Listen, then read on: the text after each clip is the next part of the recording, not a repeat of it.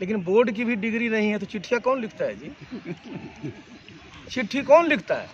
ये जरा ये सब अब कैसेट बंद करें। अब जरा कैसेट और बजना चाहिए कि बिहार में कैसे विकास हो, उसमें कुछ सुझाव हो तो बताएं। नमस्कार, मैं हूं रोहित कुमार। आप न्यूज़ फॉर नेशन देख रहे हैं। खबर बिहार से, जहां पर बढ़ते अपराध को लेकर के तेजस्वी यादव जो हैं वो सरकार पर हमलावर हैं।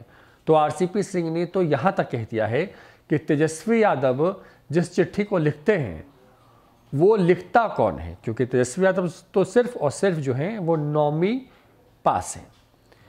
सवाल आगे बढ़ता है। तेजस्वी यादव पर हमला बोलते हुए आरसीपी सिंह, जो कि जदयू के हाल में राष्ट्रीय अध्यक्ष बने हैं, उन्होंने अपने बयान में कहा कि तेजस्वी यादव अगर बिहार में बढ़ते अपराध को लेकर के सवाल खड़े करते हैं तो तेजस्वी यादव को अपने माता पिता के कार्यकाल के अपराध का इतिहास भी देख लेना चाहिए।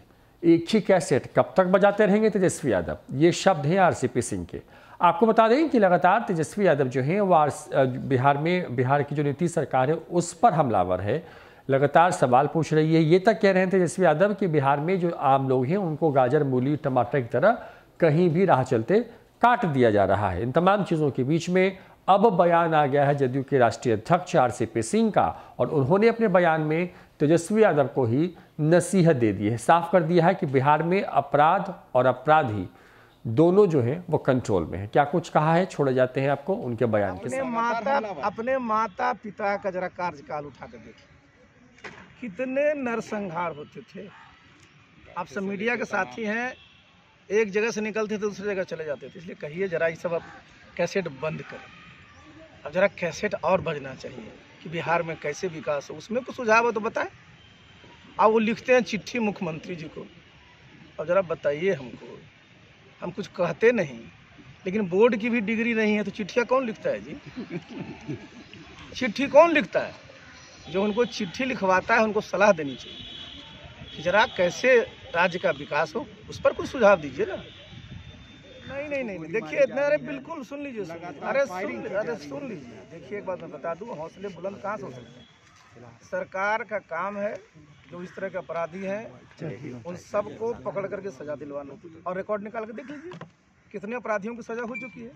तो इसलिए देखिए, आप जो है हमारे पूरे का पूरा, अब देखिए बिहार में एजेंडा क्या होता है, सब लोग अपना अपना सेट करते हैं। इतना बड़ा कार्यक्रम चल रहा है साहब, टीकाकरण का, वैक्सीनेशन का, उस पर कोई चर्चा नहीं है। चर्चा तो उसकी नहीं होनी चाहिए जो सबसे बड़ी महामारी। आप जरा जान लीजिए, दुनिया में आज तक इतनी महामारियां हुई हैं, किसी भी वैक्सीन को इतना जल्दी नहीं निकाल पाया गया। साल भर के अंदर वैक्सीन निकल गया, लोगों को लगाया जा रहा है। कितने लोगों की उससे जान बचेगी?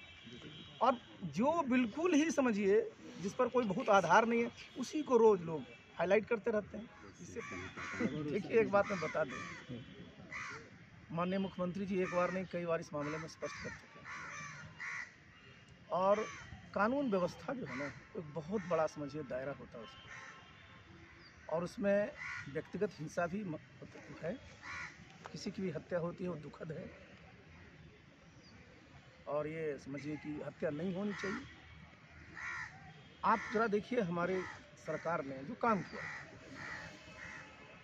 पूरे आप जानते हैं कि जो हमारा पूरे देश का जो जितना भी क्राइम होता है उसको नेशनल क्राइम रिकॉर्ड ब्यूरो उसका स्टैटिस्टिक्स बनाता है। अब देख लीजिए उसमें भाई, राष्ट्रीय औसत कितना है? 383.5 1 लाख, बिहार में 222.5।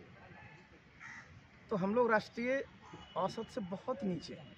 लेकिन आप जानते हैं सुधार की हमेशा गुंजाइश रहती है, और हमारे नेता हमेशा, देखिए सबसे बड़ी बात क्या होती है, कोई घटना घटती है, बिहार में 12 करोड़ लोग हैं, जिसमें बहुत सारे हमारे बच्चे भी हैं, उनके दिमाग में ये सब बातें नहीं आती। लेकिन अगर किसी के मन में, जिसको हम लोग मेंसरिया कहते हैं, कोई इस तरह का काम करने की अगर बात में माने, तो आज तो कोई मशीन ऐसा निकला नहीं कि आप पता कर लीजिए।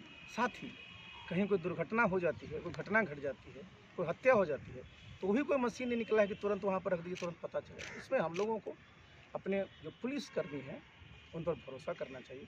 और बिहार में जितने भी क्राइम हुए हैं सबका उद्भेदन हुआ है, और सब पर कार्रवाई हुई है, और बड़े बड़े लोगों को सज़ा मिली है, और कहीं भी किसी प्रकार का क्राइम हो तो बख्शे नहीं जाए। सर, तेजस्वी यादव लगातार सवाल उठा रहे हैं, कह रहे हैं कि जब तक नीतीश बाबू 2-4 लोगों का हर रोज सर कटवा नहीं लेते, कोई भी राजनीतिक बयान अपनी पार्टी की तरफ देने के स्वतंत्र है।